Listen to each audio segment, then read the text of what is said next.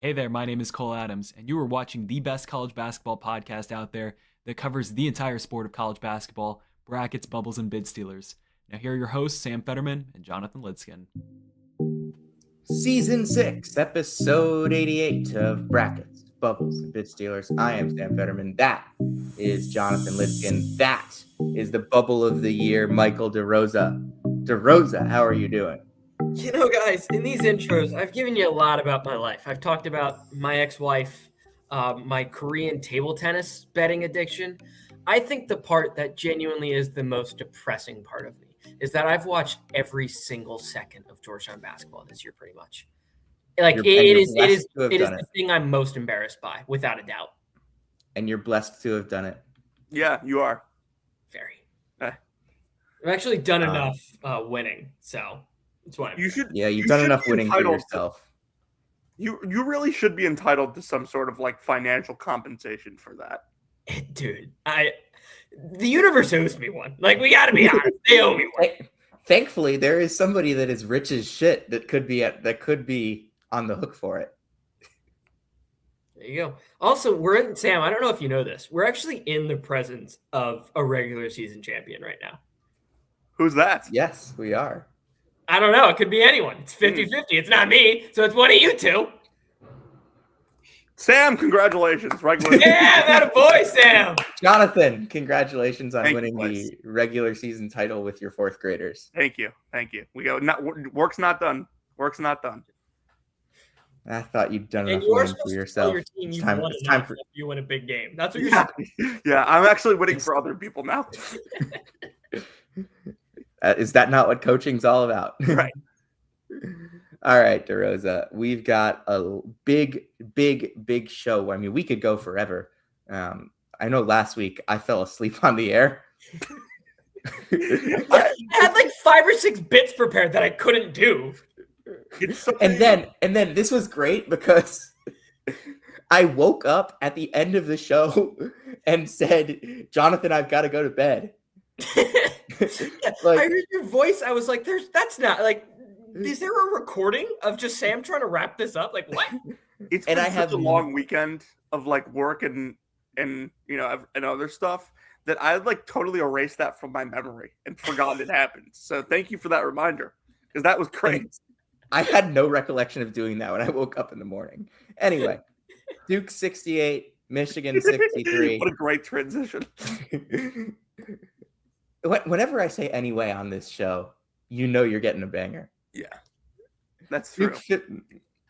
Duke 68, Michigan 63, 62 possession game. Jonathan, we talked on Friday with Will Warren about how if Duke was going to win this game, probably wanted to slow it down, and not play Michigan's style of game. Mm-hmm. This was 62 possessions. Yeah, they successfully did that. You just mainly want to keep Michigan out of transition because their athletes are so good, and their half court offense relies a lot on post touches and Elliot Cadeau playmaking. That if you feel like keeping them out of transition is probably the better outcome. Like there are certainly a lot of things that Michigan did that were unenforced almost, like to lose this game, but like all the credit in the world to Duke for the game plan they came out with, the way they executed offensively, especially down the stretch. Duke 41 rebounds. They had 13 offensive rebounds in this game. That's a 39% offensive rebounding rate, and they didn't have to come out and hit a ton of threes. They only made 6, but they were really strong on the inside. Cam Boozer made the big shot when he needed to, and Duke ends up getting the win in probably the only type of style of game that they could have against Michigan, a game where neither team has its best stuff offensively for the most part, and they can grind down into a slow-paced game. And they're not giving away possessions. A 17% turnover rate is a little bit higher than what Duke is used to, but it's not anything crazy. And then winning possessions on the glass is obviously a big deal for Duke in this game. Yeah, I think when they hit the threes, or at least some of the threes, is important. Like they hit a couple early in the game, and it like forced Michigan to play defense in a way that, oh, we can't just like come out here and throw double teams at Cam Boozer. We have to guard everyone in this team. So like Cam being able to pass out of those double teams for early threes really changed the way Michigan had to defend. Yeah, I mean, you guys mentioned it. You took Michigan out of transition, or Duke took Michigan out of transition. That was really the big thing. Duke dominated on the glass. I think that was really the other big thing, as Sam mentioned. You took two of my points, so I'm going to make the last point that I had was Duke really turned Elliot Cadeau into a jump shooter. And I think if there's anything that really like long-term I leave with this with, it's Elliot Cadeau as a jump shooter. Like one team eventually in the tournament is going to make Elliot Cadeau have to score.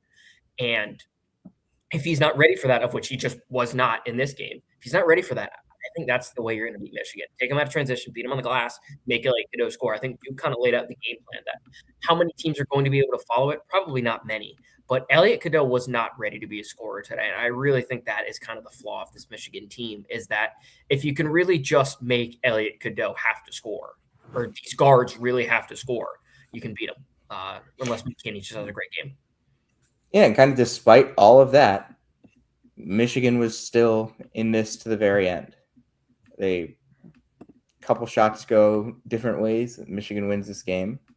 And yeah, it's you can take them out of transition. You can beat them on the glass. You can force Elliot Cadeau to be a jump shooter, and Michigan's still going to have a chance to beat you unless you're going off from beyond the arc. But Duke did not make a ton of threes. They made important ones.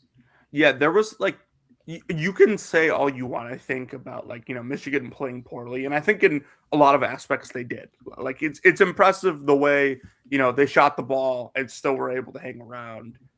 But I don't really think there was anything fluky about this. Like Duke was the more physical team for the most part, which Michigan has, you never thought you would see that this year against that team.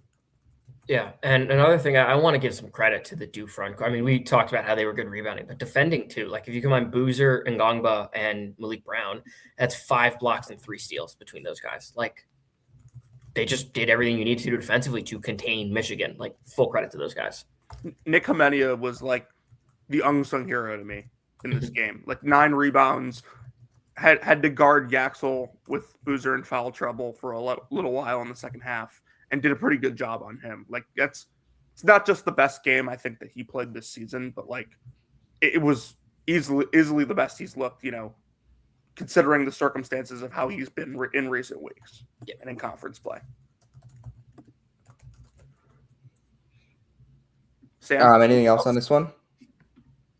I feel like we should have some more stuff on this one. But, I thought it was, it was interesting how the reaction post game was like, oh, Michigan played really, really poorly and, was still in it till the end. And like, I think that says a lot about them that like people still think that they're this like Goliath and almost the team to beat. Like they're not going to be number 1 in the AP poll when it comes out tomorrow. They're not going to be the number 1 overall seed in people's bracketologies. But I think that like a lot of smart people and a lot of casual people like acknowledge that this team is still elite and, there is another level that they did not get to in this game. Mm-hmm. Yeah. I feel like we kind of agree on this game, so there isn't like too much more to add. Like you guys took both of my main takeaways, and then the Cadeau thing is really the other thing, like just how that could affect Michigan going forward.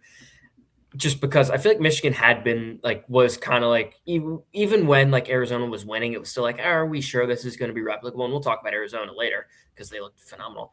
But I felt like Michigan looked like the best team for a while. And every once in a while they're due for a game where like we can just kind of see the answer on how to beat them. And I think this is one of them. How many teams can replicate this? I don't know, because Duke is also a top 5 team in the country, but just another thing to think about about Michigan going forward. Yeah, I mean, so like we don't need like nobody has like a huge overreaction to this, like which is like how it should be, because we're 2 really good teams going at it. Like I think like I kind of came into the game with the expectation that like the only overreaction that like I'm going to possibly have after this is if Michigan goes and wins this game by 15 and controls the whole game the entire way. Because like you can't blow Michigan out. Like they're too athletic, they're too fast, and like they're not reliant enough on threes to like shoot themselves out of a game. This was Michigan's slowest paced game of the year, 62 possessions. Previous slowest was 64 against UCLA. They played 65 against Ohio State. Most of their games have been above 70. They have played some slower games as of late compared to early in the season when they played like 76, 71, 80, 73, 78 in those November to December games. Just kind of hammering home that point from earlier. Yeah. Mm-hmm. We can go to Arizona. Did you take anything from the whole Yaxel Lindeberg press conference thing? I no. didn't. No. Like, he's have you listened to Yaxel Lindeberg in press conferences? Like he's always kind of like. I actually haven't, which is why I didn't take away anything. Like, I'm not going to get upset about a college kid that was like struggling to vocalize his frustration after a loss. Yeah, no, I don't care.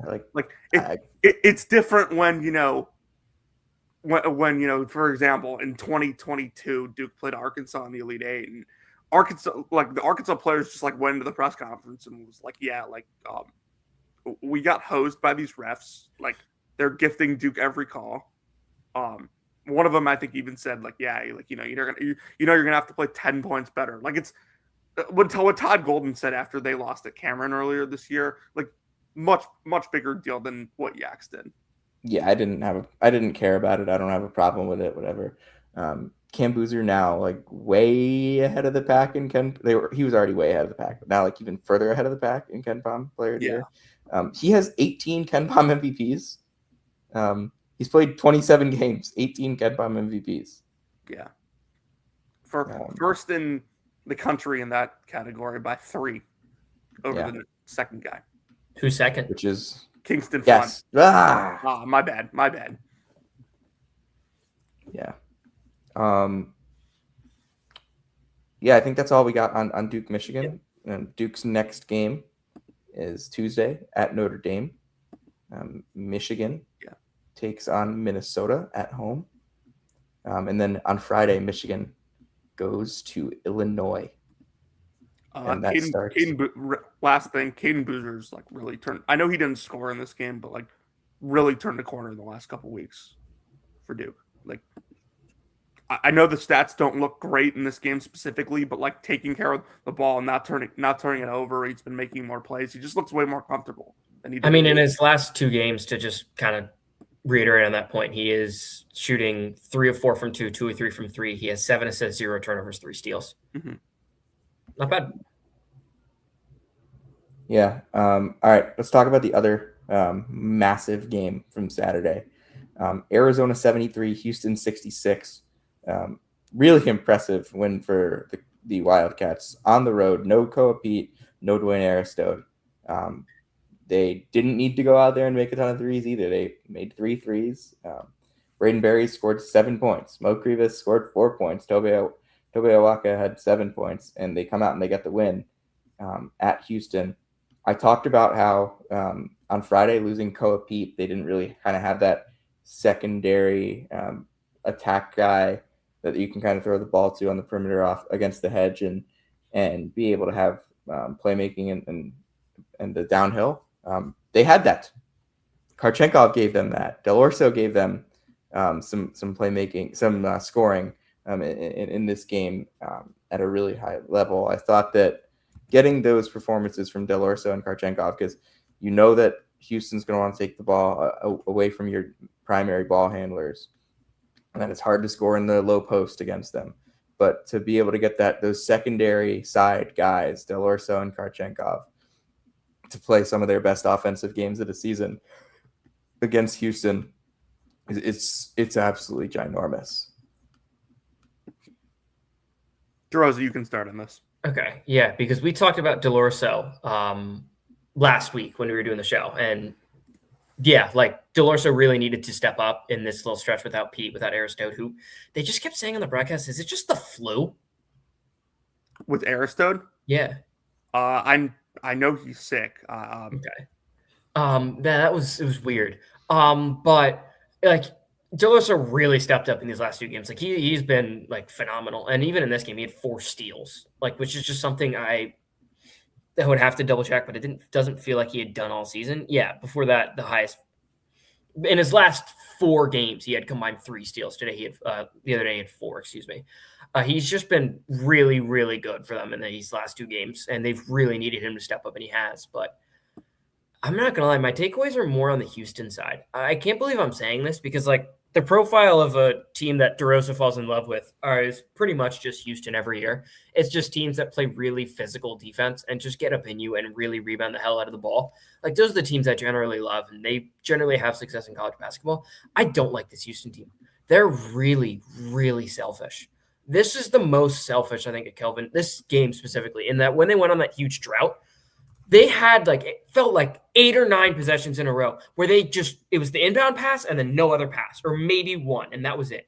It was so selfish. It was really I was really disappointed by Houston's offense late in this game. It was incredibly selfish, and they did nothing to adjust to what Arizona was giving them. And to credit one Arizona player in particular, Karchenkov, they would Houston obviously just ton of pick and roll with Kingston Flemings. They just switched Karchenkov, and Karchenkov just handled Flemings. I mean, look, he wasn't perfect on him. Like Fleming still had 17, but it was on 17 shots. That's really what you're going to get at Kingston Flemings. Just switch on that and made Flemings take tough shot after tough shot. And none of these Houston guards were moving the ball at all late in this game. Uzan, he would touch it, he'd throw something up. Sharp, he would touch it, he'd throw something up. Fleming, same thing. The ball wasn't moving at all for pretty much the entire second half for Houston. That was a huge red flag to me. But yeah, I full credit to Arizona. They were spectacular in this game, and they deserve to win. Back-to-back late game situations for Houston where their offense stalls out. Mm-hmm. I have kind of 2 takeaways here, or really it's 1 takeaway, but it's combined into 2 separate parts. Houston has always under Calvin been a team that like is not going to be this math ball offensive team. Like they take mid-range twos, and like those are hard shots. Houston's really good at power. Houston took 12 mid-range twos in this game, 2 of 12 on them, 2 of 12. Yeah. Now, are they going to shoot poorly from 3 in every game? Like, no. But the other side of this is like Houston refused to attack Awaka and Krivas in this game, and Wise in some aspects, sure, like those are 2 really good rim protectors that you don't want to go into. But I think that like they were way too reliant in this game on jump shooting, and part of that is like they have guys that can create their own shot on the perimeter. They won't. They would not play together in this at all, and it led to a lot of bad shots.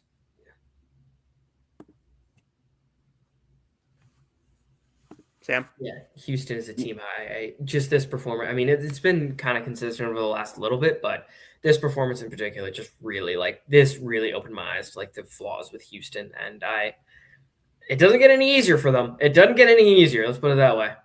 Can I just say, for the first time all year, Arizona got out-rebounded. Houston won the battle on the glass, 39-37. Mm-hmm. You could tell me, like, you could never make me hate the Calvin Sampson team. Never. No. They're always gonna play hard, always gonna be physical, despite like, the modern day approach to offense. But like I thought the same thing on Monday late in that game against Iowa State. Like, ball just stopped moving. Let's go, play one-on-one and break guys down because we can. But like when teams are, late in a game and things are getting tight, like it's not always easy to do that. Yeah. And Jaden Bradley was able to close the game out. reinstating his Yeah, case as I mean they best needed closer in him. the sport. They needed him to get back to being himself. Yeah, and And he was 6 of he did 17 this. from the I field mean, in this game. he was really good against BYU too. But he closed this one out, and he was huge down the stretch, just huge. Got to say though, for Arizona to get out rebounded, miss 11 free throws, not have Koa Pete, not have Dwayne Aristode, go on the road and win at a really, really good team. Just another one of the most impressive performances and wins of the season for anybody. Yeah, absolutely. Yeah, and DeRosa emerging in this stretch. Like, if he is going to be this guy when Pete, Aristotle, all them get back, even so, like, it's going to be huge for them. Like, they needed good DeRosa pretty badly in these games, just because even in, like, the losing skid, they just needed a score, and it just wasn't DeRosa. He really has put the ball in the hole in the last 2 games, and it really changes who they are. Mm-hmm. Like, yeah, he made 6 threes in his last 2 games combined. Before that, before that, he made 1 against Texas Tech, 1 against Kansas, 1 against Oklahoma State, 2 against West Virginia. And then the last time before that, he had made a 3. So the last time he had made 6 threes goes back to January 10th against TCU. Winning this game with Barry's like just not having it was like inconceivable. And somehow they did. Yeah. I just want to check a stat here quickly because I feel like this hasn't happened very often this year. And by the way, in 20 minutes, and this is another thing I noticed, in 20 minutes, Khalifa Shaka was a -9, and it felt like way worse than that. It did. Oh my God, he couldn't catch the ball. It felt way worse than that. There were a couple times he was wide open, just didn't catch the ball. He's only listed as having 1 turnover. Good. No, I mean, he's had some good minutes for them this year, I think, but yeah, I mean, he just did not bring it in this one. Yeah, that was another one. Houston is I would assume, based on being 3rd in offensive turnover rate and 12th in defensive turnover rate, I would assume they're number 1 in the country in turnover margin. They have now lost the turnover battle in the last 2 games, by 7 against Arizona and by 4 against Iowa State. They forced 3 turnover. They forced 3 turnovers. They forced 3. Well, it's not even that. It's they forced only 3 turnovers against Iowa State. And they forced only 5 turnovers against Arizona. These are 3rd in the country in turnover margin. High Point and McNeese eclipsed them. That makes sense. That checks out. But these are their 2 worst turnover margins of the season, and they lost both of those games. The only other time they lost the turnover battle this year, Auburn, and they almost lost that game. Yeah. They lost to Tennessee in a game where they had an equal amount of turnovers. They snuck past Syracuse in overtime in a game where they had an equal amount of turnovers. The only time that they lost with fewer turnovers than the opponent was the Texas Tech game, when they had 4 fewer turnovers. But they're usually, but in the other Texas Tech game they had 8 fewer, and that's what they can usually be around. But in some of their biggest games, now their 2 last games, 2 of their biggest of the season, lost the turnover battle. Something to keep an eye on going into Kansas this week. Definitely, yeah. If you turn it over at Allen Fieldhouse, like you're not coming out of there with a win. Yeah. Speaking of Allen Fieldhouse, Brief pause. Yeah, I was hoping somebody would jump in with some sort of devil magic. Like what are you looking for here? Mustafa Thiem had like 28 points. Like, we have a Shahada to talk about. He usually couldn't score 28 if you put him in the gym for an hour by himself. Mustafa Thiem had made 6 threes all season coming into this game. He made 2 in this one. Oh, yeah. I'm just shocked that he'd made that many coming into this one. He made 23. He takes them. He takes them. Yeah. I guess I just haven't watched Cincinnati very much this year. You made a good choice. But the Bearcats, Jonathan, another financial. We might actually have to talk about the Bearcats because they have scored 84 points in 3 of their last 4 games. They've won 4 in a row, and they are not good, but they're playing some. But they just won at Kansas, and that doesn't happen very often. Listen, they're 148th in offense. They're 12th in the conference in offense. Like, it happens, I guess. Like, I don't want to just sit here and talk about Darren Peterson, but like good win for Cincinnati, I guess. Like, are they kind of back in the bubble mix now? If they win their next game, which is at Texas Tech without JT Toppin, they probably are. Yeah. Is Darren Peterson the college basketball player that has given the most podcast content, like general, not necessarily for us, just like general podcast content ever? Like, who's even close? Zion, Grayson Allen, Christian Laettner. So in the non-Duke, I know Laettner was pre-podcast, but like just imagining the idea. Yeah. So in the non-Duke tier of this, it's Darren Peterson, and who else? Embiid did something similar, but I don't think it was to this extent. Not really. Like he got hurt and missed the rest of the season. Who else? Yeah, who else could there be? That's in like this general conversation. Yeah, I don't know. No star has ever been like this. Been in a situation like this before. Yeah, I mean, it's not a Kyrie Irving situation anymore. Like it's different from that. I mean, he clearly is like Sam Vecini seems to think that the injury is pretty legit. I guess Trae Young and Zach Edey just always had that he's taller. Yeah, okay, but I don't want to talk about the Darren Peterson stuff because every other podcast is talking about it. It just bewilders me. Like, I don't know. I mean, the fact that this is still going on. He played 32 minutes in this game. Like, I don't think it was an effort thing. And then that one picture went viral. But like, I don't know. I really just think that was. I don't think that was anything. He was. I think it was bad timing and people wanting to dunk on the kid, and deservedly so, in my opinion. But like, I don't think he wasn't the problem in this game. Like everyone else, he has not had multiple assists in a game since January 16th. They don't call him the passing guard, Sam. He's the shooting guard. Like everyone else, I'm like pretty sick of this. But like, I think like the main storyline at this point in the season is we have enough data at this point that like if Kansas is better with him on the floor, it's marginal at best. Like, because they're a different team without him than they are with him. Like, will teams scout them differently after some, more film where he doesn't play? Sure. But like the ball does not, that's good. The ball sticks when he has it. Is when Darren he gets the ball, nobody else is getting a shot. Is Darren Peterson's on-off splits the single most searched thing in Hoop Explorer's history? It's got to be. No, I'd say Fendler probably with that Kansas State team last year did some pretty bang-up work.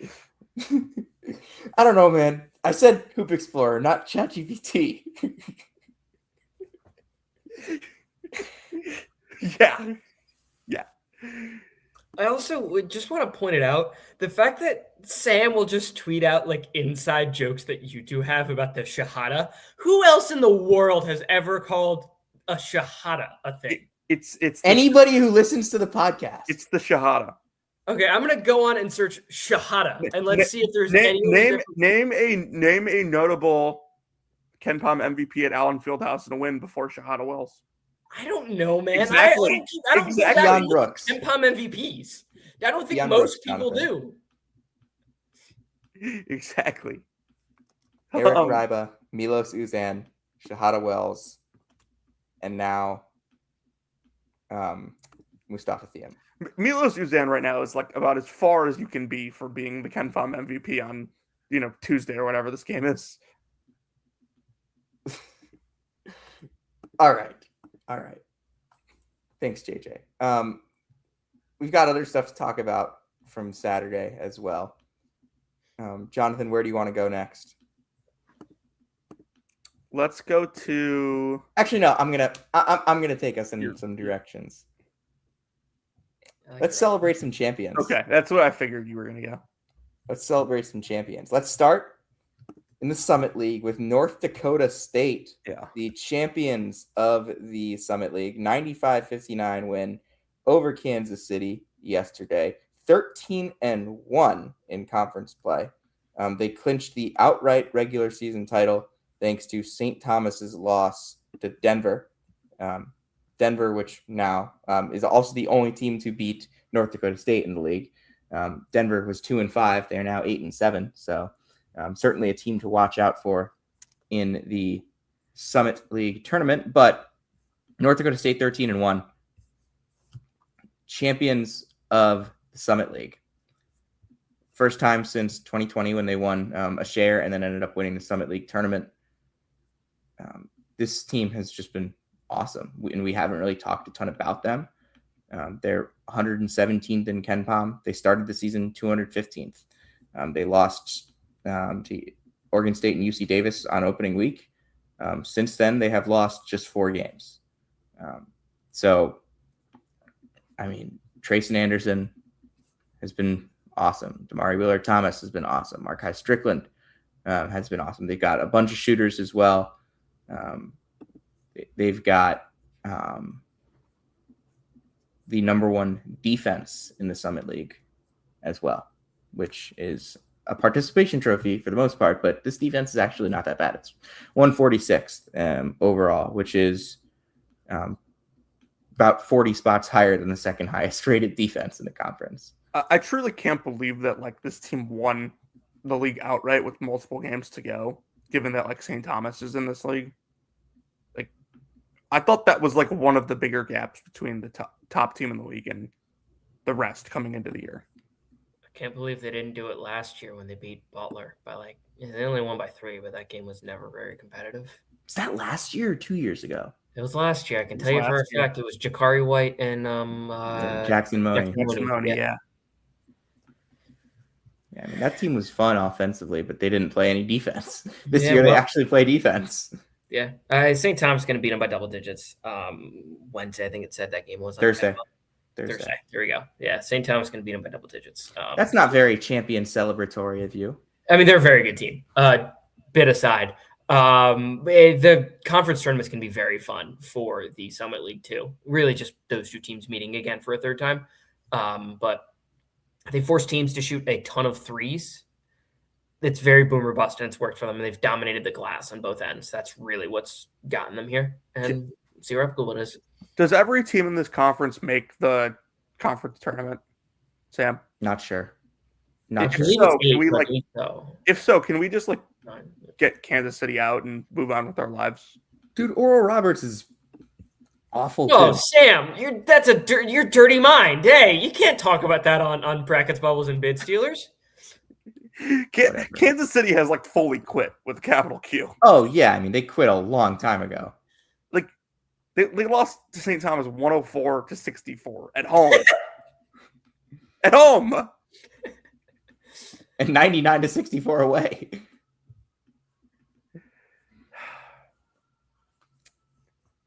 That team, by the way, Kansas City, 1 Division I win this year. Okay, but they beat Spurgeon.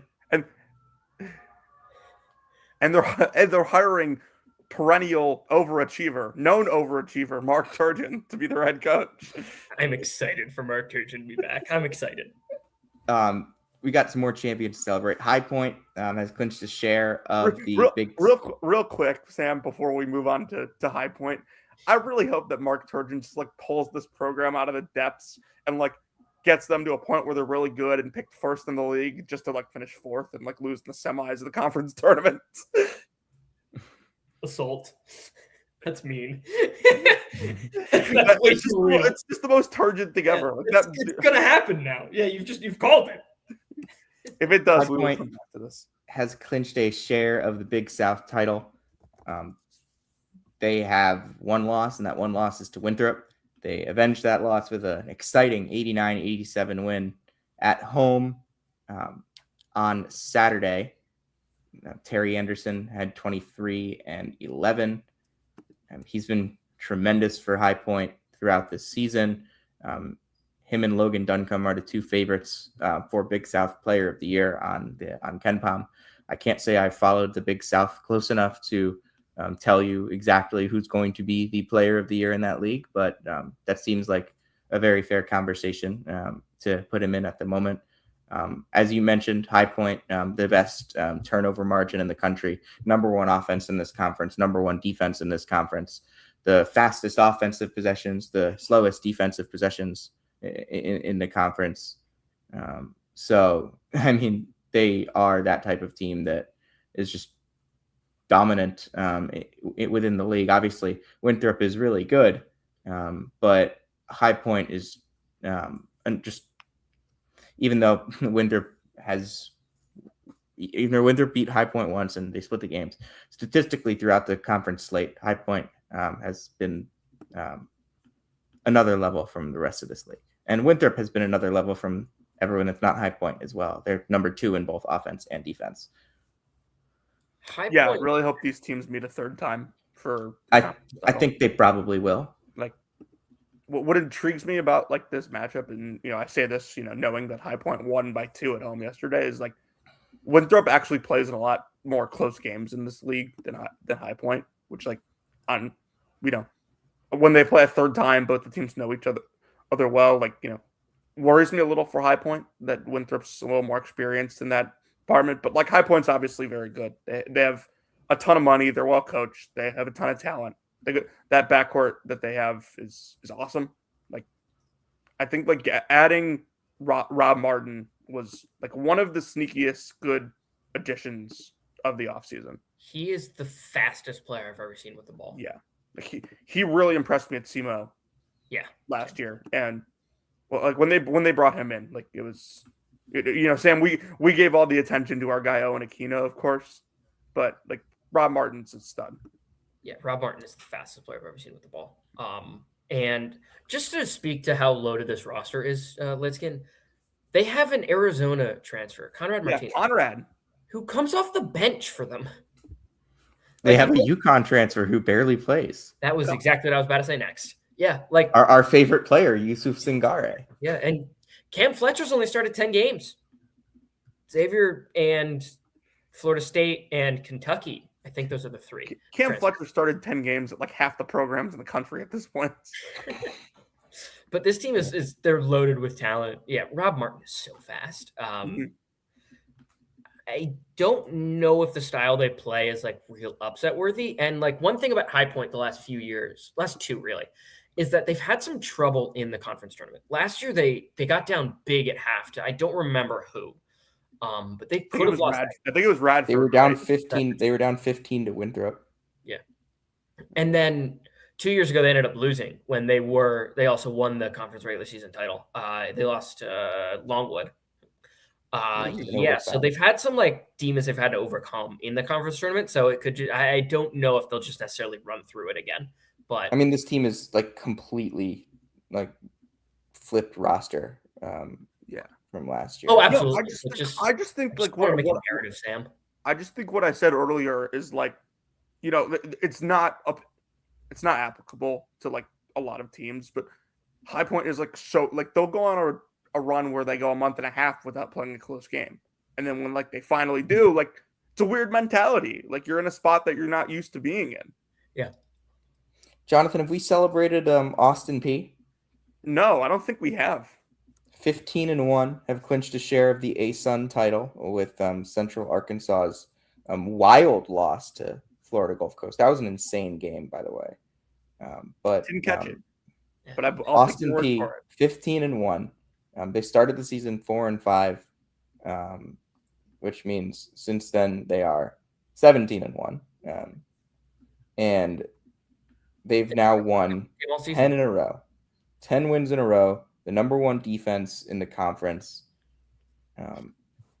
They've got Colin Parker, as we've talked about, who was on that ridiculous hot streak, and he's been not quite as hot the last couple games, but still playing really, really good basketball.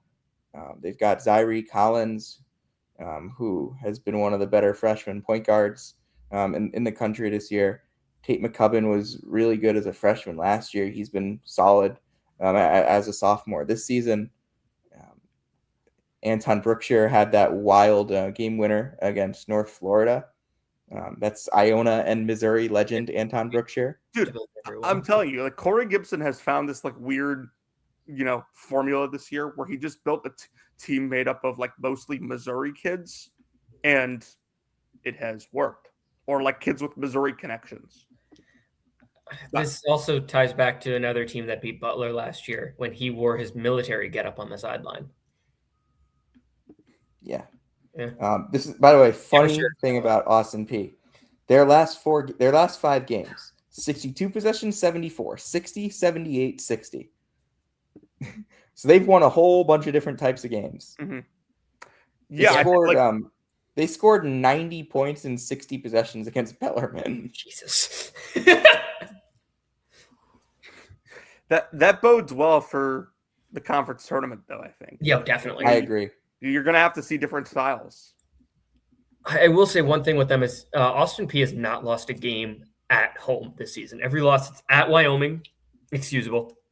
At Ole Miss, excusable. At Tulsa, best team on their schedule. Yeah. At Kent State, excusable. At UTRGV, who's pretty good this year. And then at them in league. Like, all excusable losses, but that's another thing. Like, I don't know how much they play at home in the ASUN tournament, actually.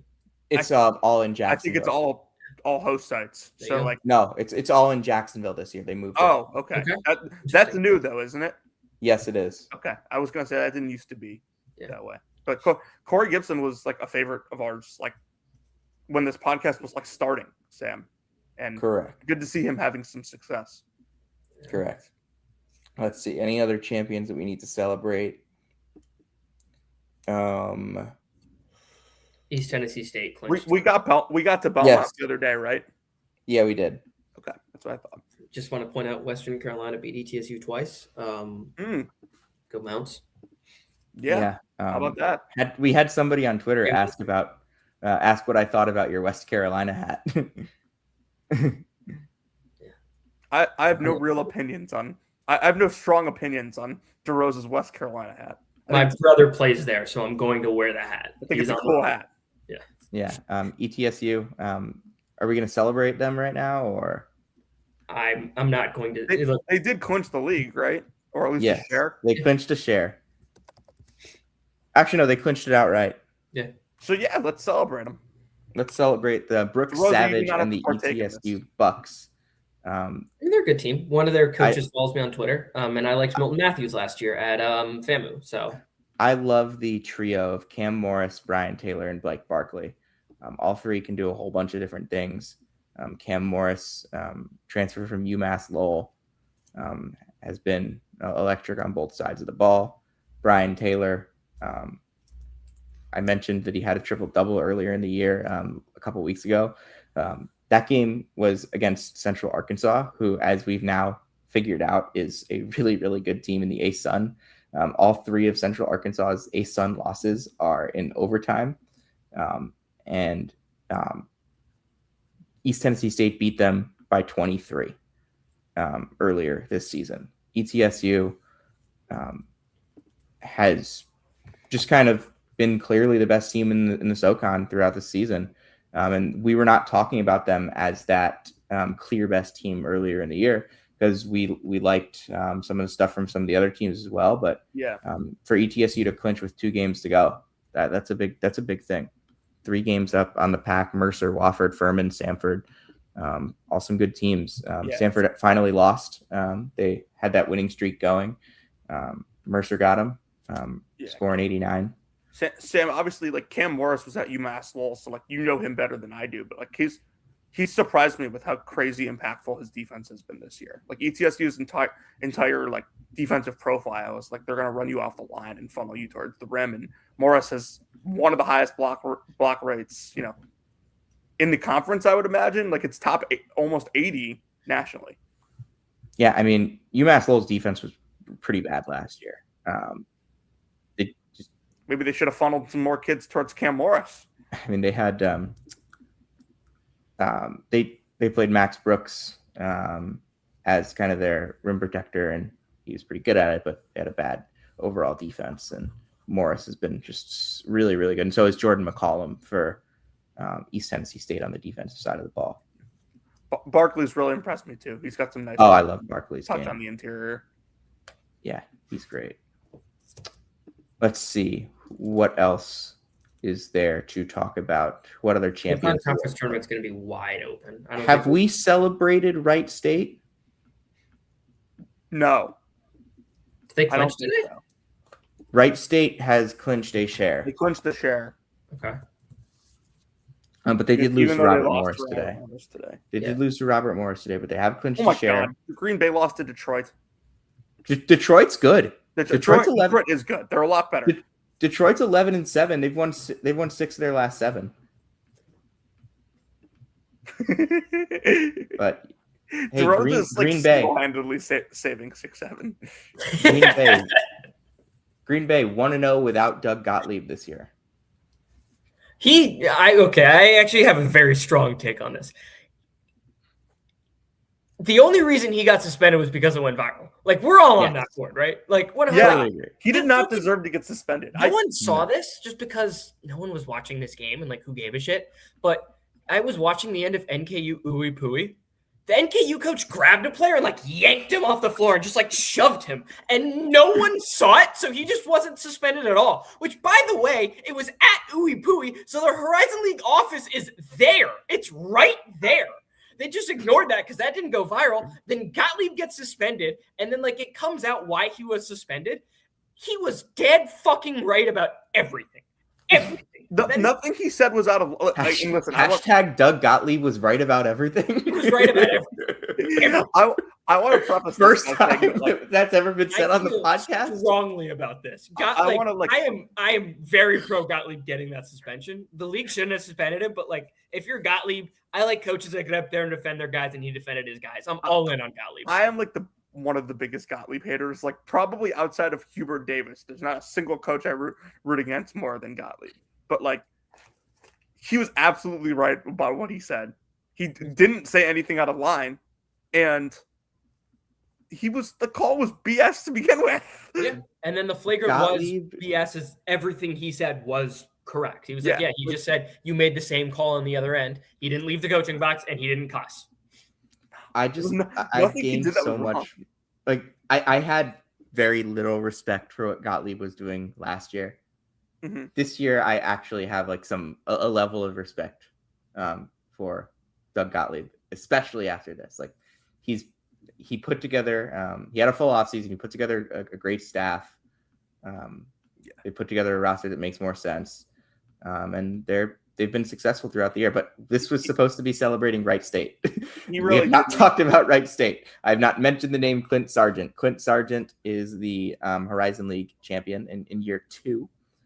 They went 8-12 in the conference last year. They are 13-5 this year, with the number 1 offense in conference play. There are like no threes in games that Wright State plays. They are 10th out of 11 in 3-point attempts, and they are the best team at limiting threes because they have really great freshman rim protector Kellen Pickett. They are a terrific team in terms of blocking shots. They try to funnel teams in there. TJ Birch has the number 1 steal rate in the country. So that's your Hayden Gray of the year. Jonathan? Yeah. I don't know if Harrison's in the chat right now, but he probably just like sat up hearing that name. Yeah. So shout out to Wright State for winning the league. Shout out to Cole Adams. Yeah. Good for Cole. Before we move on, he hasn't started since he got hurt. He missed a decent chunk of games, but when they played Butler, and really in the games particular before, because I watched him play a little bit, that Michael Cooper kid they have, that freshman, he's a player. He's going to be a name. If he isn't now, he will be a name soon. He's very good, really good at getting downhill, really good instincts. I really like his game. Very high. I agree. I like Cooper. I'm going to take your word on it because like 6'3" guard that wears number 55 is usually a red flag. Like guard should not have a number that high. Yeah, I haven't seen a ton of Wright State this year because honestly, as I've said, I haven't watched quite as much like national mid-major stuff as I usually do. But from what I've seen, Cooper has been good.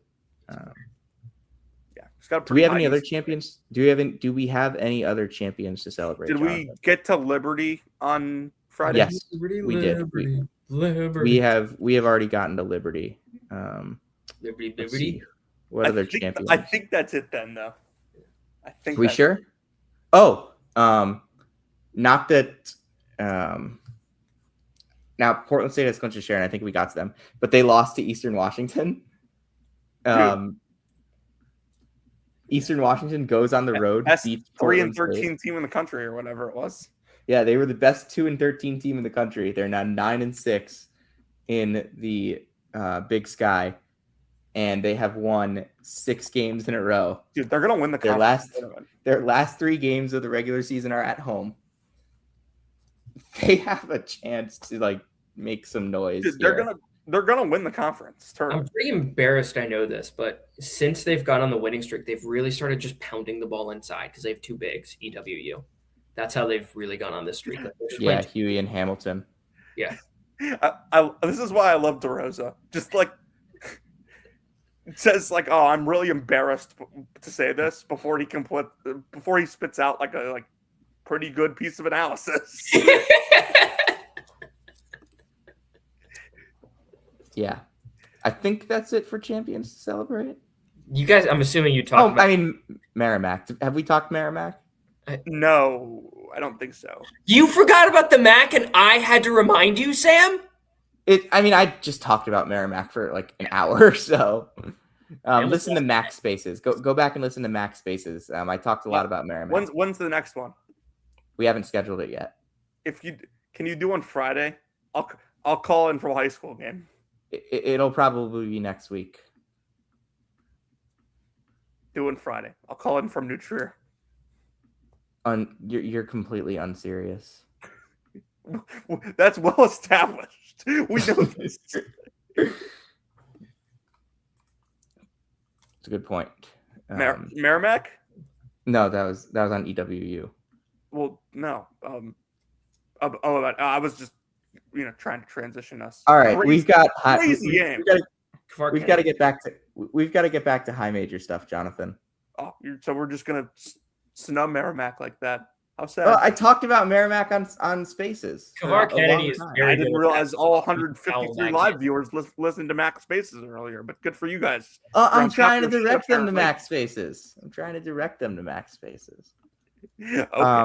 Okay. Am I not allowed to? I wasn't able to watch a ton of these games because I was at. Hold on. DeRosa has something to say, and I would like to. No, it's fine. Ho hum. I guess. My Mac knowledge has been useless. I've only spent a handful of hours watching this league. Oh no, just solely to talk about them with Sam Fetterman. But I guess I'm not good enough, even though I'm on a show. It's fine. Whatever. Move on, Sam. Please. Bubble of the year. Go ahead. Kavar Kennedy's actually very good. I was really impressed by him when I watched Merrimack the other day. Really gets downhill very well. Really good instincts. That would be my main thing there. Yeah, and Iona is just they're just hot and cold. They're a team they're good enough in this league to beat the champion in the conference tournament, the regular season champion, which is Merrimack, or a team elite. I mean, they already beat Merrimack earlier. Yeah, and then they'll find a way to lose the next game by 30, and then just completely mess up just everything that's going on in this league. They're bipolar as hell. They could be in the 8. They could very well be in that 8-9 game. I said this on the pod a couple weeks ago, I think, but this is not good enough for what they did to Tobin Anderson last year. It's just not. A genuine Mac take I want your opinion on, Sam. It's just I remember watching Christian Jones when he was playing with JL3 and just thinking he was quite a good facilitator and was really going to translate to the college level. What has happened there? Is he just too small? He's small and he's freshman too, so he's they have the ball in Schultz and Doty's hands so much that they with Christian Jones being off the ball as much as he is, it's just that makes sense. I mean, I think he's going to be a great player at some point. It's just that he's a freshman. He's small. They have ball handlers. And he plays a lot. and he's been shooting it pretty well in conference play. But yeah, he hasn't been quite as good as I thought he would be, but Siena hasn't needed him to be, and that's fine. Now you can move on to high major, Sam. Thank you for indulging me. Of course. Jonathan, I'll let you pick where we go. Samuel. That's cute. Let's go UCLA, Illinois. Okay. So I've been very high on this Illinois team all year. I think it's arguably the best team that Brad Underwood's had. There's something that feels off with this team. Yeah, Boswell came back. They can't win close games. They can't. They either win, without a doubt, outside of the Purdue game, really. Like they either win quite easily or they lose close games. They've gone to overtime three times this year, and they've lost all of them. 3 times just in the last couple of weeks. So something feels off about this team. Like, they can't get stops when they need to. And, like, their defense is obviously not their strong suit. They have the number 1 offense in the country, but they're still a top 30 defense nationally, 5th in the Big Ten. But they can't get stops late in games. Let me try and stat this out, DeRosa. Go ahead. Yeah, there's only really one take I have on this game, which I know you guys agree with, but also it's definitely not what you're thinking just based on this game. If you're Mick Cronin, right, you're just the angry old man who's yelling at student reporters, asking them, why'd you raise your voice at me, right? That's you.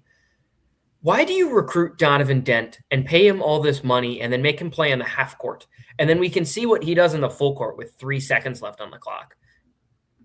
He could be doing that literally every single possession, but they just decide to make him in the half court and take away like his best asset, which is his speed and decision making when he gets you moving on your back foot. Probably my best individual player take of the offseason is that, like, Dent is a good player, but like it's a terrible fit. Horrible fit. That I don't think like anyone else like said.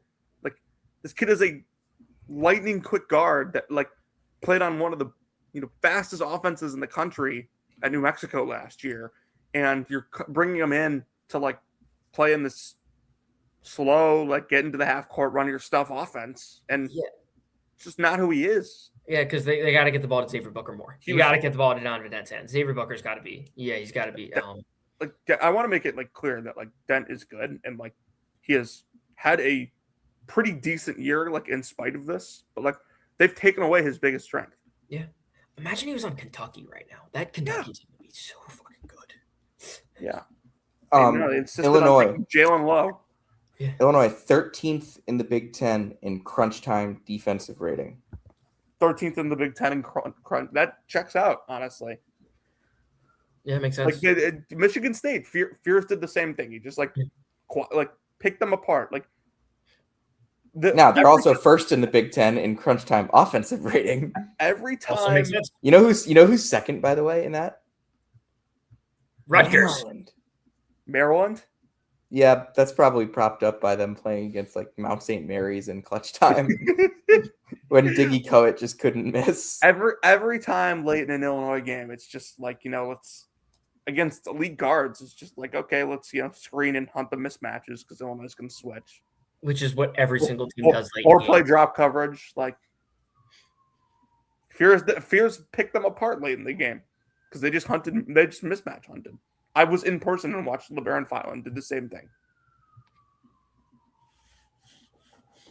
Yeah, but good win for UCLA. Yeah, they needed it. They're on the bubble. Oh my god! Can we just I'm doing this now too. Well, we're really going hard on this game. The Mick Cronin discussions have become like much more interesting than Darren Peterson discussions. If we're being honest, but like UCLA, sorry, Jonathan, Missouri, USC, Auburn, Georgia, Indiana, even. Just get them out of here, chat. Just get them out of here. Give me the VCUs. Give me the San Diego State's Ponzi scheme. Give me the New Mexicos. Miami, Ohio, if they don't win their conference tournament. I'd much rather see them than some of these. Like Jonathan. LA. Get these guys out of here. Get them out of here. Get them out. They got to go. Listen, I attended the University of Missouri. I have, rooted for them. I am excited when they win games. I am disappointed when they lose games. I've never expressed a strong desire that this specific Missouri team needs to be in the NCAA tournament. They're just not that good. They're not good. They're not good at all. And they're an infuriating team to watch play basketball. Oh my God. Yes. Get them out of here, Chad. I saw a bracketology today that had Missouri as an 11 seed and in a play-in game. And they would, if they won the play-in game, they played NC State. And I don't think that like there's a single 6 seed outside of maybe like Louisville that could be a worse matchup for Missouri. Oh, like, this team's going to want to get up threes? Sure, let's put them against the team that like only gives up threes. Is Jerry Palm still doing bracketology? No, he was fired from. No, he's still doing it, but not for CBS. Yeah, is he? Oh my God, yes! Let's see what Jerry Palm has. Jerry Palm was the best. That was like the best part of my day in February. I was looking at his bracketology. Palmbrackets.com. Let's see. When was his last bracket? Here for my basketball pages. February 22nd, Bubble Watch update.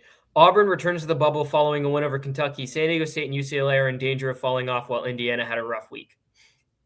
That's it. Bracket projection from updated Saturday, Feb 21, 5:38 p.m. What do you want to know? I've got it pulled up. Let's go. I'm looking at it from... It's 1738 too. Let's see. Ohio State, Indiana. This is a fairly normal bracket for him. I haven't really thought a ton about bracketology this year, which is weird because it's February 22nd. But we've got to do bracketology at some point. This looks fairly normal for him, honestly. All right. I wasn't able to watch much of this game, but UConn 73, Villanova 63. That second half run to start the second half, 13-2. Best UConn's looked in weeks. Yeah. Yeah. Hurley said at post game, like he just kind of found his bench, and that kind of makes sense just based on how they played this game. Jaden Ross was great. Jalen Stewart was good. Malachi Smith finally gave them like some better minutes.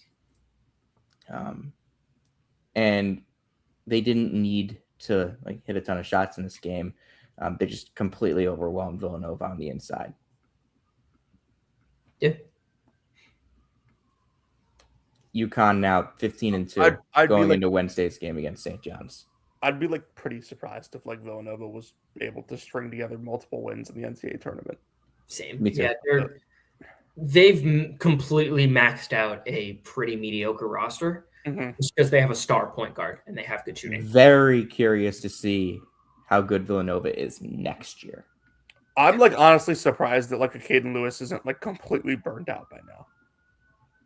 Yeah, I mean, like this feels like the biggest freshman wall candidate in the country, and he continues to play well for the most part.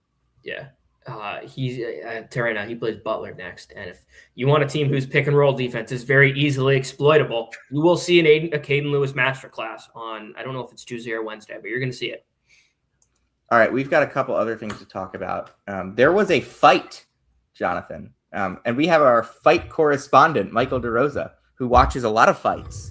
Dude, Grant Salzman started it. He provoked everyone. Basketball fights are the best because it's everyone getting up there like trying to be tough, and then hey, hold me back, I'm gonna kill him, hold me back, and they never want to do anything. It's the best. Who was the guy? Was it Nick Lewis that just provoked like everyone, and then he went up to Robbie Avila and was like, "Oh shit, oh no, I don't want this, oh no, and then just everyone else filed in. It was great. And then Can I just say 0.5 seconds left too. So they're like trying to figure out who to eject for the last half second. Awesome. Can I say something here? Please. Last year's St. Louis VCU fight was better.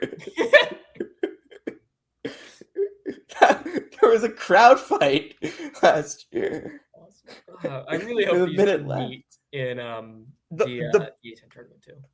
The best part of this was like Ross Chaffetz, who's like the managing director of the people of the company that sponsors the stadium. he just like sitting in like the front row, like, filming it, and then posts it to Twitter. And it's like, oh, VCU, what a bunch of douchebags. I love how active he is on Twitter. It's great. Dude, I didn't know who he was before Friday night. He posted a picture with Ryan Hammer. That's great. That guy's probably worth like millions on millions of dollars, and like, you know, he's going out of his way to find Ryan Hammer.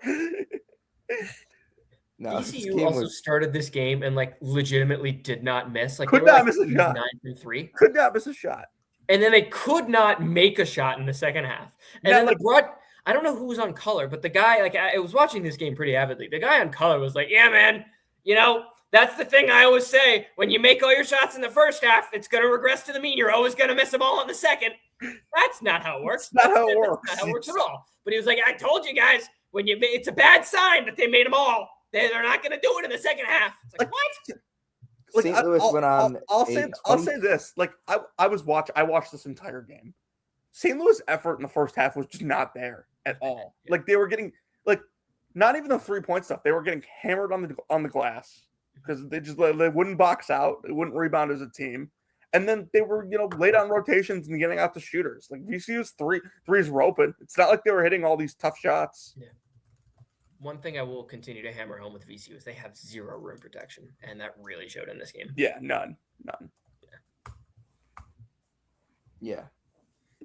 58% inside the arc for St. Louis. They hit their outside shots in the second half when they needed to. Got some big jolts from Sharma. Kellen Thames, 17 minutes and was electric. Still, St. Louis, one of the most electric teams in the sport.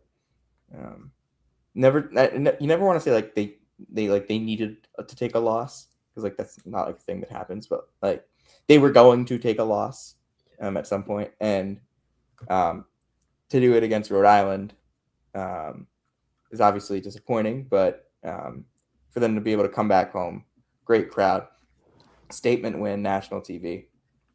And now we've got Arch Barron. Sharma's really fun. Really fun. I love guys that just always like will come off screens hard looking to shoot the ball. Ishan Sharma is shooting 44.7% from 3 this year. Has made 68. Trey Green, 48.2% on making. He's not shooting enough. If you're shooting 48%, you got to shoot more. Robbie Avila, 40% on 46 makes. Shoot more. Quentin Jones, 41% on 68 attempts. Brady Dunlap, 43% on 83 attempts. Basically, everybody on this team that plays, everybody on this team that takes outside shots at a consistent rate, makes them at a 40% clip. McCautry obviously doesn't, and Deion Brown doesn't take. Those guys don't take as many. Thames, Brown, and McCautry. And Otieno, like the thing that's always, you know, it's always been this way with Shirts for as long as I've watched this teams, is if you're not going to shoot, you better play your ass off, and like those other guys do. Yeah. Purdue 93, Indiana 64.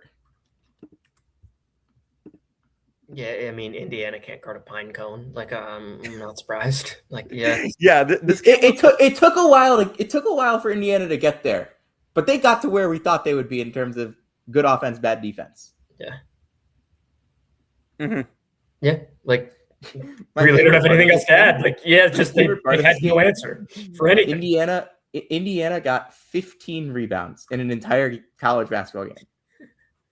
Like 15 rebounds in 40 minutes. Why does Trent Sisley just like not play now? Because Connor Enright's got to play, baby. I love Connor Enright. I like Connor Enright more than probably everyone else combined. But like, why is Trent Sisley just like out of the rotation now? Nick Dorn, he played 25 minutes.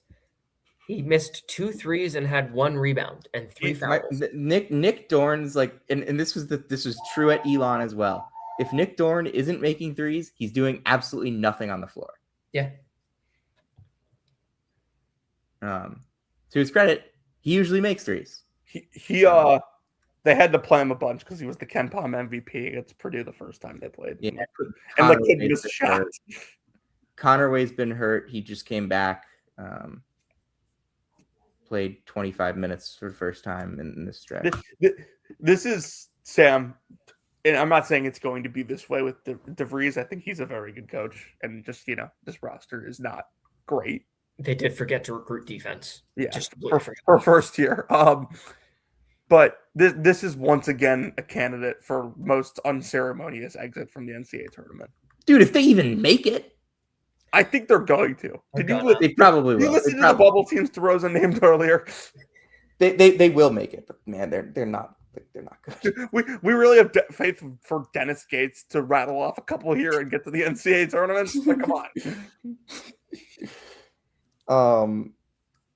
Auburn over Kentucky. Did you guys see what Mark Pope said as he left the press conference?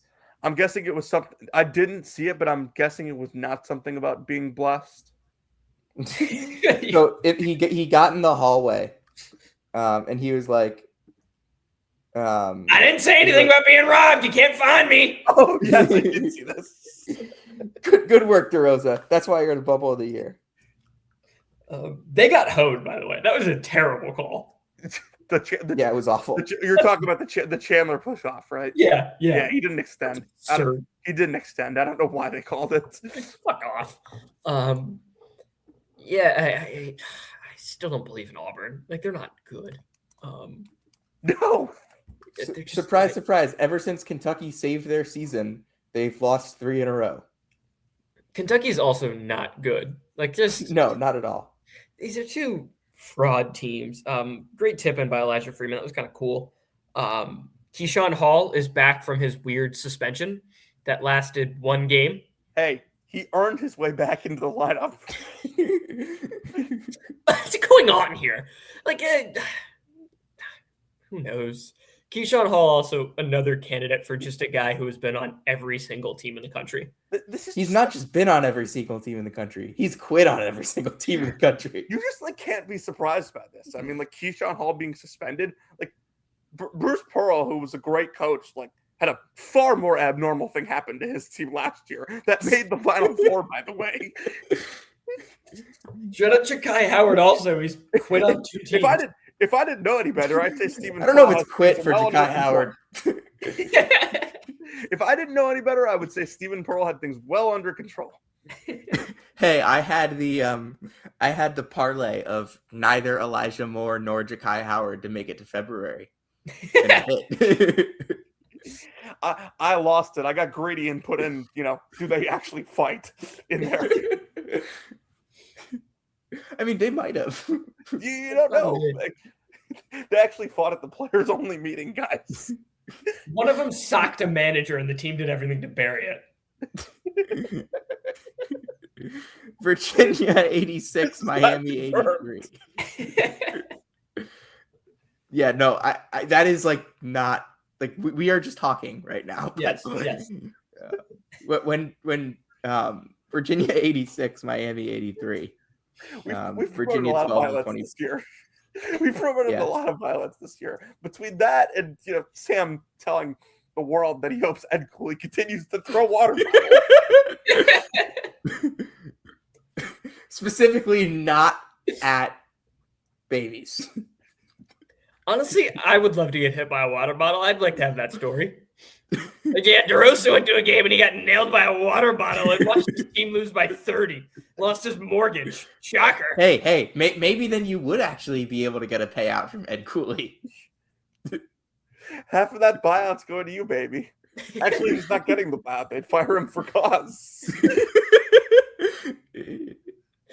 Because he sucks. All right. Sam, Virginia 86. Miami, Virginia. Yeah. Virginia's 24-3. I like this Miami team a lot. I think they got kind of hoed. I didn't think that was a foul at the end of the game. I like both these teams a lot. Yeah.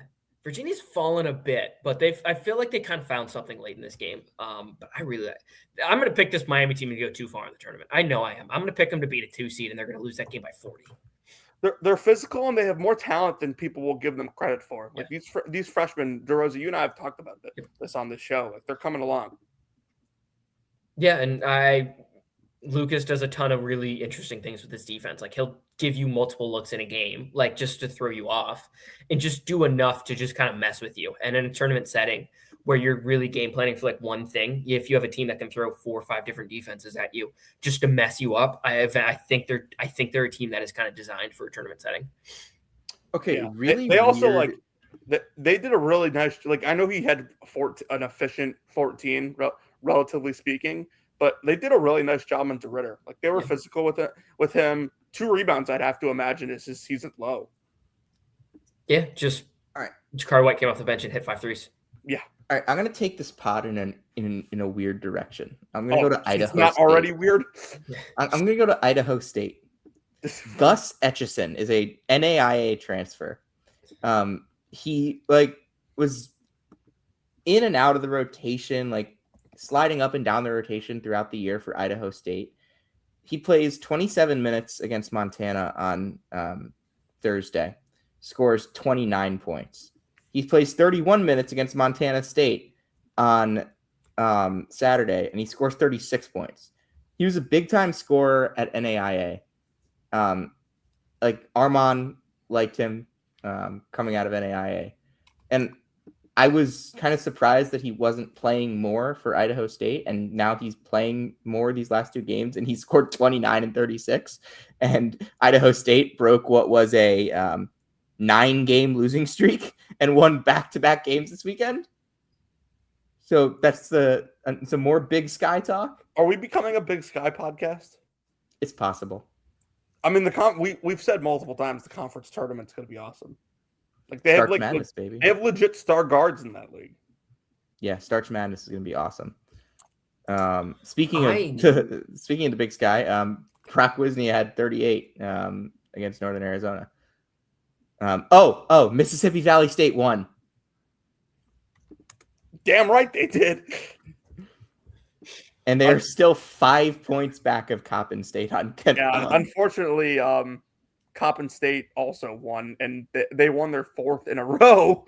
They beat Maryland Eastern Shore, who, by the way, has completely fallen off. Oh, they're in a total free fall. They're in a total free fall. Ethan They Boston started in absolute shambles. I'm in absolute shambles. They started 4-0, and we were all in. And now they've lost 7 in a row since then. They may not win a game the rest of the way. Coppin State may not lose a game the rest of the way. Coppin State's going to be holding up a banner. Is Coppin State going to lose again? That's the question. I'm dying to find out the answer. Coppin State, yes. Gardner-Webb, Western Illinois. Coppin State, Gardner-Webb, Western Illinois. 27.68, 27.66, 27.63 in negative, all of them. You're setting up the banger MT right there, Federer. The race for 362, 363, and 364 is heated right now. I just want to point out that Gardner-Webb has a guy on the bench. He's only played 20% of their minutes, 20 games. His name is this is going. Reek. I am all in on Reek. He's going to emerge in the Big South tournament, and you fools who doubted Reek. Are they even going to make the Big South tournament? I have no idea how the Big South tournament works. I'm pulling it up. Reek propaganda. Let's see. Dude, his bucket against Charleston Southern sent the crowd into 9 teams make it. He's a foul magnet. What the shit? All he does is foul. This is awesome. They'll make it. Hey, all 9 make it. Now they're gonna have to play a playing game. But. Jonathan, can we get a ranking of the teams that have quit the most in college basketball this year? Providence number 1.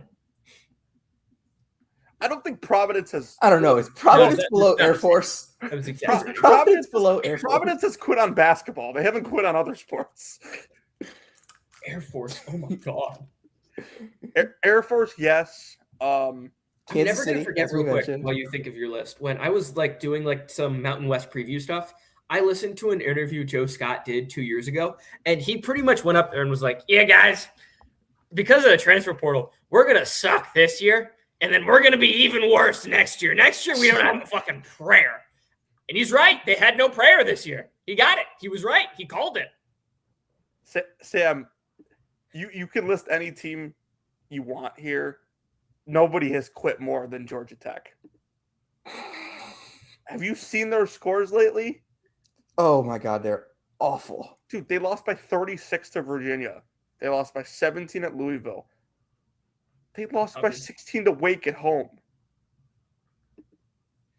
They go to Notre Dame. Notre Dame is like a total corpse, and they lose to them by 15. Syracuse is like surprisingly not. I mean, this team quit on opening night when they beat Maryland Eastern Shore by 4. 4, yeah. In overtime. We should have known. We did know. We did know. No, we should have known that Maryland Eastern Shore was doomed when they couldn't beat this team. Dude, Georgia Tech, like they were in like a dogfight with Georgia Southern. Is that gonna open? Yes. I mean, that they can keep them, but that experiment has run its course. They had it going. I they liked his team that freshman year, his first year, and then even last year they were like okay. Yeah, no, they do not have it going this year. I don't know what happened. I don't know. No, they're about as far away from going as you could be. Yeah. Western Illinois has definitely quit. Yeah, I mean, if you're below 350 in Ken Pom at this point, like you've probably, unless you're in the MEAC. I mean, hey, Ryder. I don't know if Bryant's quit, guys. Jamin Christian's really got something building there. Okay, Binghamton has won 2 games in America East play. They are both against Bryant. That's bad. Hey, Ryder hasn't quit. They beat Niagara today. Oh my god! Yeah, Flash is 339. How are they that high? That team is horrible. Who's 339? Hey, they won at Charlotte. Yeah. Good for them. Good for them. Hell yeah, they're terrible. That was coming off a 16-point loss to East Carolina, by the way. Hey, they were leading South Florida at halftime on the road a couple weeks ago. Yeah. They also lost to Florida Atlantic by 40. By the way, speaking of South Florida, like now up to 55 in Ken Pom. Mm-hmm. Like, just give them the at-large over Missouri. We don't need to see Missouri play. I'm sorry, UCLA. Door. See ya. Just let's have Florida in there. They're fun. They have fun guards. I told Sam the other day that we need to come up with some sort of rule that way, like the last, you take the 4 teams or whatever it is, and that you have in the field that are high majors, and kick them out of the tournament, and you put the next team in from each like high mid major league that didn't make it. So like if South Florida didn't win the conference tournament, they would get in. Like the next best team from the WCC, next best team from the A10, something like that. Okay, just gonna go through a couple more high major things right now. Remember what I said about West Virginia? Yeah, forget all that. Like they just lost 2 in a row to Utah and I don't TCU. even think you said that like on the pod, did you? I don't know. You texted me, but you may be admitting to something here. We appreciate the honesty.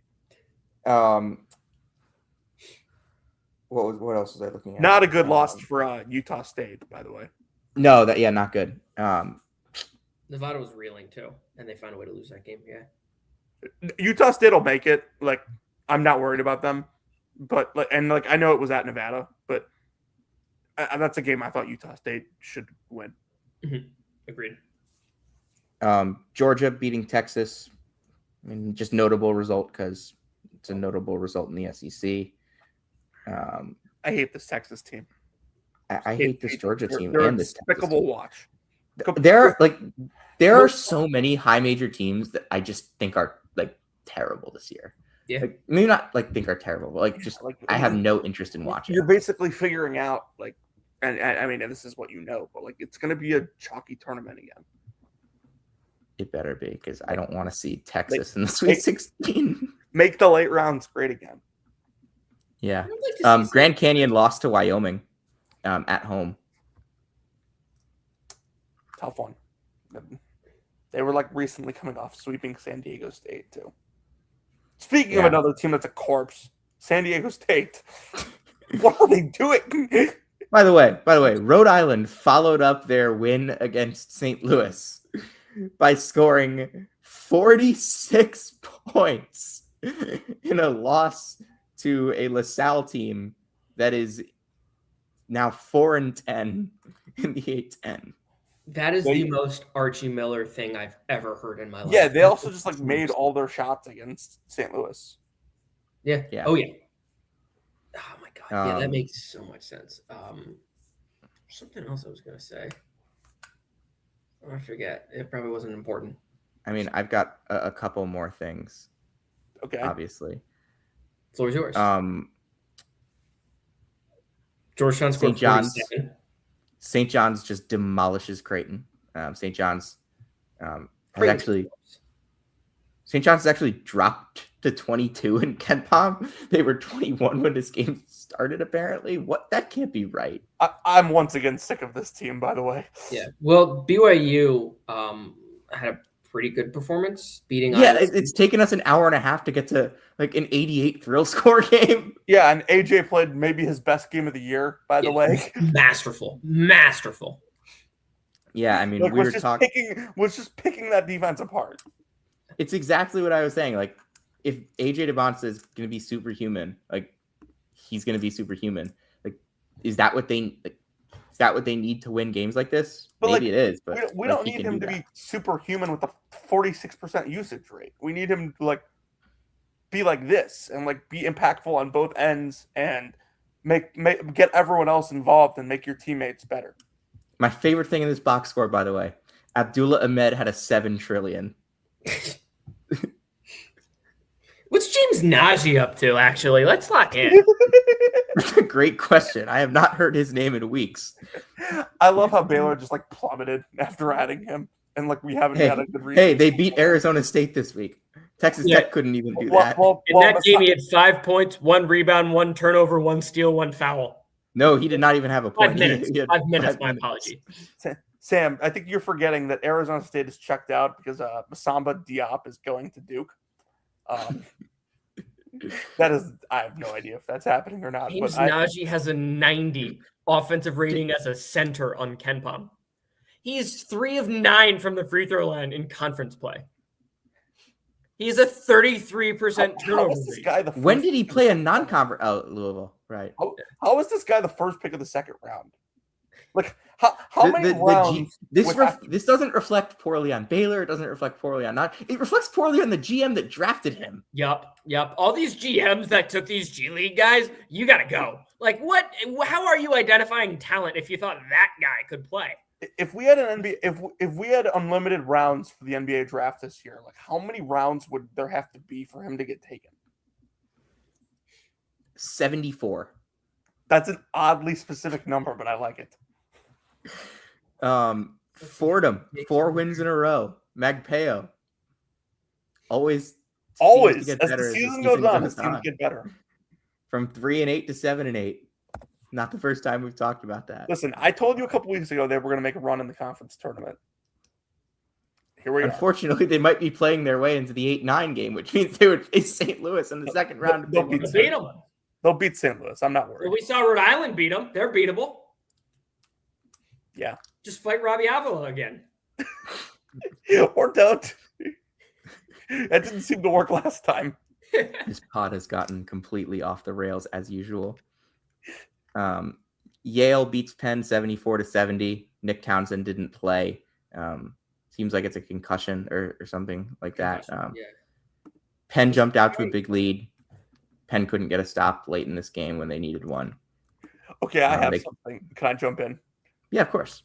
This is a high major result from today. The Bruce Thornton discourse on the timeline this afternoon was unbearable. I was texting someone about this. Bruce Thornton. He actively chose to play for a coach that everyone knew was like not good. It's just like Bruce Thornton. Okay, Ohio State. I've watched Bruce Thornton play a lot of college basketball. He's played 129 college basketball games. I don't every single second of them. I don't need to see one more just because it would happen to be in the tournament. If that also means seeing Jake Diebler coach in the NCAA tournament. I go the other way. I want Diebler. I want them to make a conference tournament run. I want them to full Ewing this. I want someone else to have to live through a Ewing. They already full Ewing it 2 years ago when Diebler got the job. I want an extension. I need an extension, all right? I need an extension. I need this. Also, what Give her Wes Miller. Like, come on, please. What a weird game to flip out about this Bruce Thornton thing. Like, did people expect them to go win at the Breslin Center?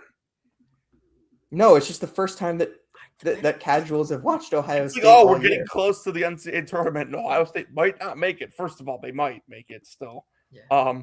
They're like one good win away from probably making it the way this. Now, one good win is saying a lot for a team that's 0-9 in quad one. They're gonna. Gary Parrish summed it up best earlier this week. They're going to Iowa and winning, and then they're beating Purdue too. Like, that's just gonna happen now. Gary Parrish summed it up best this week. He asked, "Is Ohio State's athletic director on the selection committee?" The answer is no.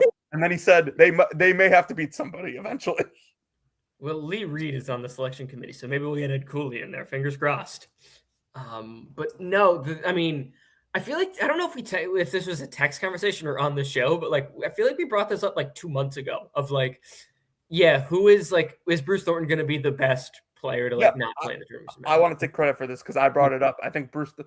You would have to do a substantial amount of research, but I think in the modern era of college basketball, Bruce Thornton's going to be the best player to never make an NCAA tournament. My first thought when you asked that, I remember, was okay. Outside of like one and dones, obviously. Yeah, it was one and dones, or who was just awesome during COVID and like did they had their best season senior year. Christian Vital, baby. Christian Vital, like. Wait, they made the NCAA. Did they make the NCAA tournament one of those years? No, they didn't. They made it in 2016, the year before he got there. They also had that really weird when like they hired Diebler, or like when Diebler was the interim, when they just didn't miss a shot in the Big Ten tournament. Yeah, that was what I was talking about when they're gonna make a run. They're gonna make the run, and then all right, they lost to Purdue by 60. Someone pointed it out. I don't remember who, that like Diebler was just like riding natural shooting regression. Bruce didn't leave because he values loyalty over money. Does he also value loyalty over winning?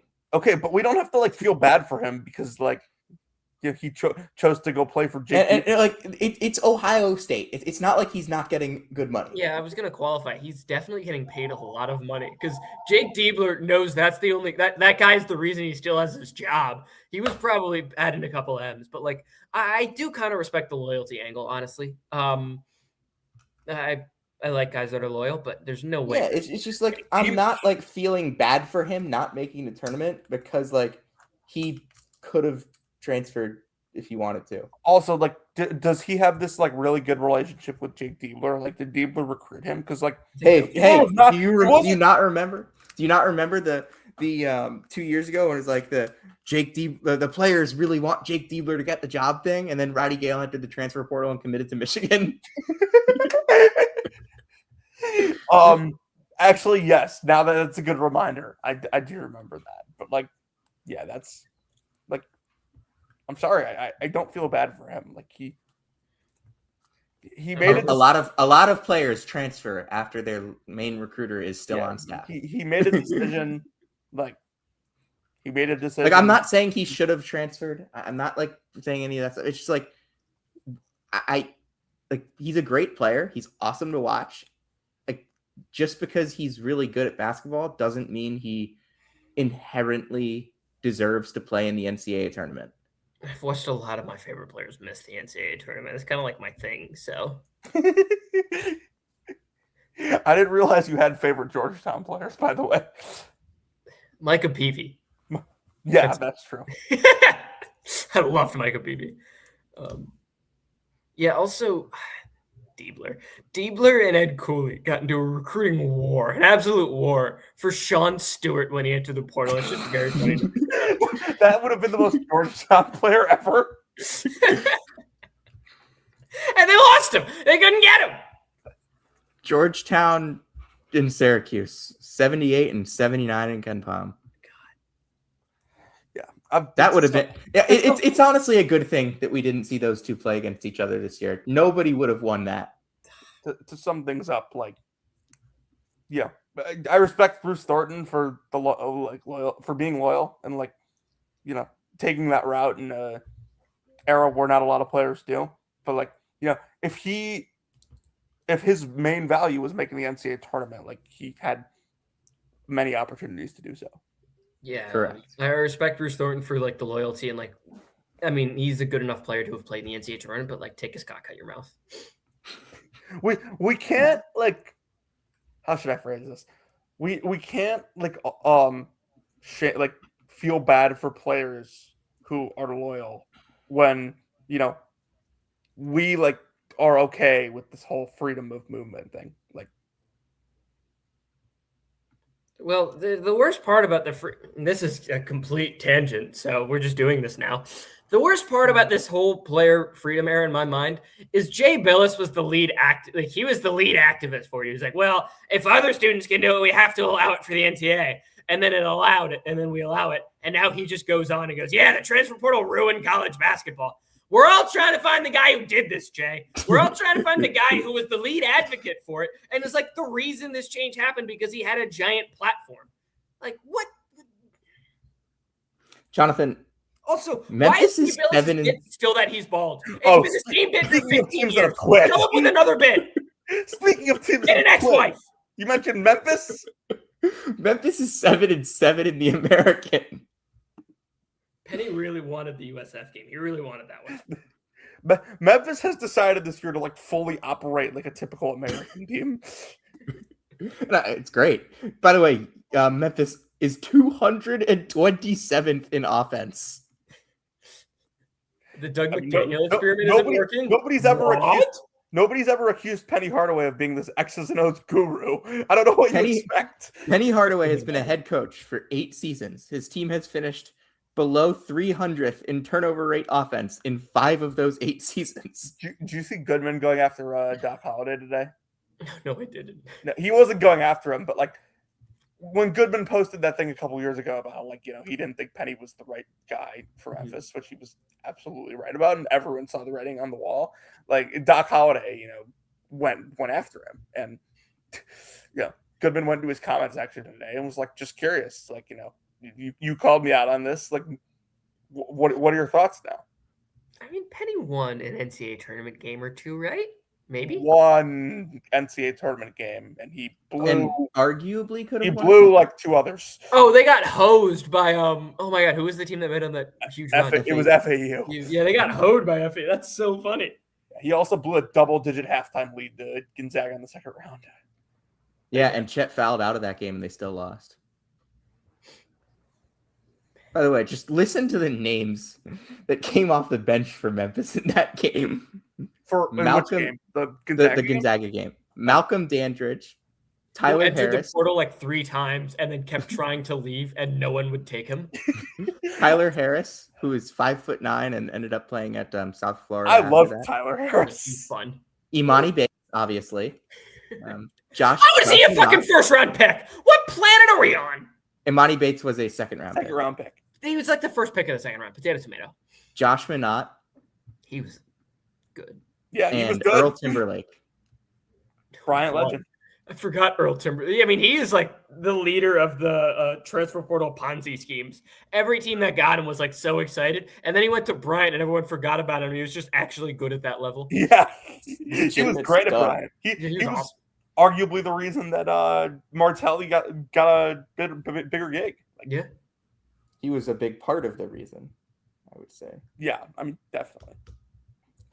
Just trying to make sure I didn't miss anything. Just kind of going through some of the results from yesterday. Memphis is gonna fire him, right? They have to. Yeah. They absolutely have to. What if they don't? Ewing! Win the conference tournament! Boycott. Get a Ewing! Get a Ewing! Get a Ewing! Get a Ewing!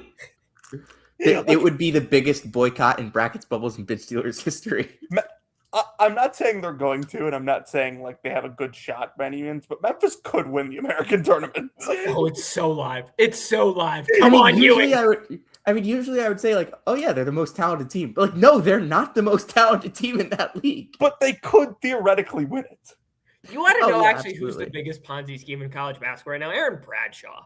That guy is a Ponzi scheme and a half. We knew that 3 years ago. Yeah. It's refreshing to hear somebody else being called a Ponzi scheme after I've used the term to describe Miami, Ohio for weeks on end. Okay, by the way, we had a KenPom game MVP yesterday that scored 9 points, 2 rebounds, 2 assists, 1 block, 3 steals. Okay, I'm assuming this is Seton Hall. Yes, Seton Hall. No, it's in Dartmouth, Columbia. Oh, God. I don't know any. Who won the game? Dartmouth, Is 64-63. Brendan Berry still there? On free throws by Jackson Monroe. Shout The out Jackson KenPom Monroe. MVP.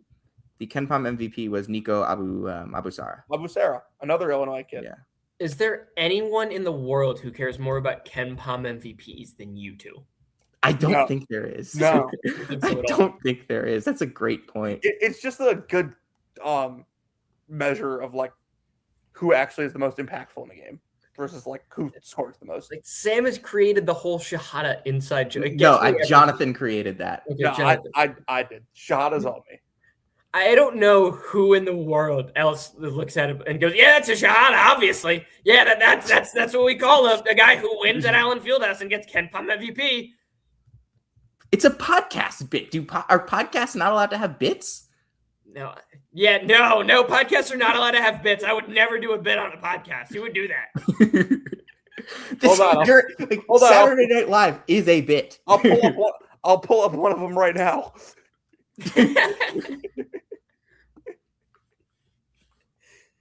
But LIU lost, Jonathan. Did you see that? What? Did you see that? LIU lost to Mercyhurst. Yeah, you must have been happy. That's where Malachi Davis. Malachi Davis is at LAU, right? DeRosa, Yes. DeRosa, you need to go back to the Friday pod and find when we talked about LIU winning. Put that up there. Aaron Bradshaw got a speeding ticket for going 120 and a 65 and never appeared in court, according to this commenter. Listen, people suspect that. By the way, I cannot believe there are people still listening to this podcast. Okay, I'm in on just talking sports. DeRosa, you need to go find on Friday's pod when we talked about LIU. Like Fetterman brought it up, and you actually would have thought somebody died, and like. It was the most depressing celebrating the champions in the history of the podcast. That's where Malachi Davis is, right? Do we remember when, or I'm never going to forget this, or I don't know who put it in our group chat too. It might've been Wipes.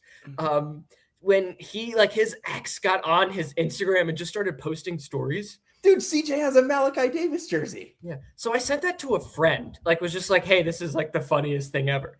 And then the person is like, did you look at the bottom of this picture you sent me? I was like, no, it's just, actually that's an off-air conversation, but yeah, it wasn't appropriate. It was not appropriate. And I'm like, why do I have this on my phone now? Like, what am I doing?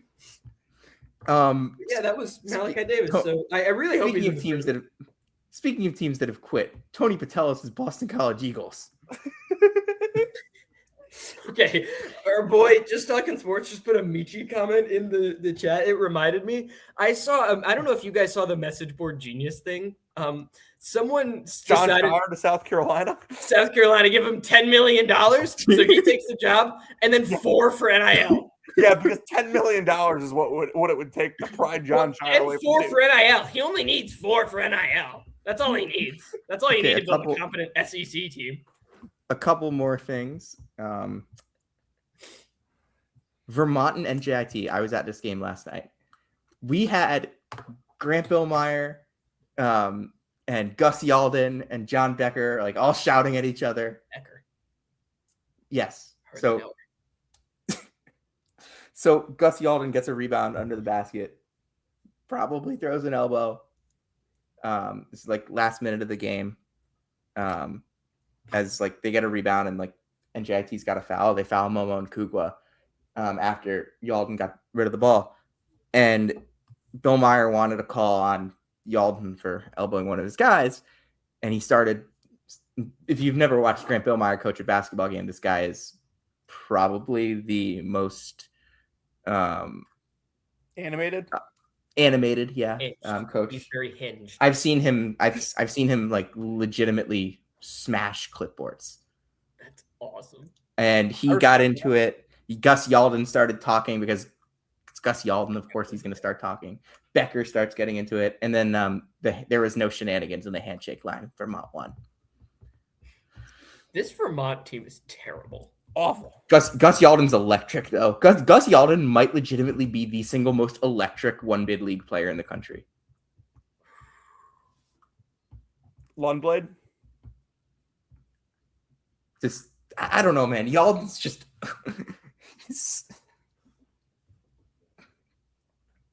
Lundblade doesn't play with the level of emotion that Yalden does, and that's like 98% of the Gus Yalden experience. Oh yeah, it's 0%. It was 99.9% of the Gus Yalden experience at Seton Hall because there was not much you were getting on the court from him. Now he's actually like legitimately the player of the year in the America East. We're talking about baby Jokic here.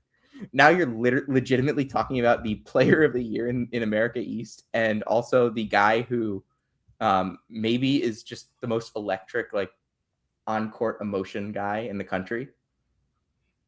He started at Wisconsin, right? Yes. Yeah. All right. And then he was arrested for. He should have to give like strictly b-ball like 50% of his NIL at Wisconsin for what they did for his career. And then he was arrested for driving with pot. And then I don't think he played a game at Wisconsin. And then he was at Seton Hall, and I think is the only white guy Shaw's ever taken. Are we just gonna like talk about like former Big Ten centers getting arrested on the show? All right, Jonathan, you want to take us home? Yeah. Well, wait. Actually, we should talk about this week. Probably Wednesday for the pod this week, and then we'll have mid-major Thursday, where we're going to talk some conference tournaments or some more champions to celebrate. We'll have a Friday preview. We will have probably Sunday Night Live instead of Saturday Night Live next week. And then from there, the schedule gets really interesting because we've got the conference tournaments coming up. All right, Jonathan. Oh, slate maps on Friday. Jonathan, take us home. If you came to hear about Tyler Self and where he's working, you came to the right place. If you came to hear about former Big Ten centers getting arrested, you came to the right place. And if you came to hear about the latest happenings with Caleb Grill, you came to the right place. This has been Season 6, Episode 88 of Brackets, Bubbles, and Mid Steelers. Sunday Night Live, Part 5 with Michael DeRosa, the bubble of the year. And we'll see you next.